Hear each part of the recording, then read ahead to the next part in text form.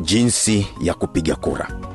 Mpiga kura, mpe msimamizi wa kituo kadi yako ya kupigia kura. Jina lako litasomwa kwa sauti kubwa ili mawakala wa vyama vyote waliopo wasikie.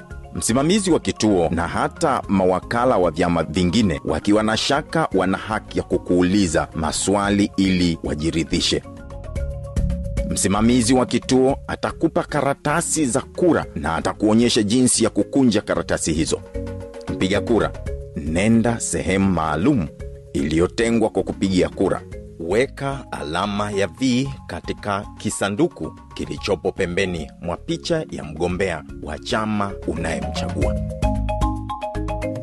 Tumbukiza karatasi yako ya kura katika sanduku utakaloelekezwa.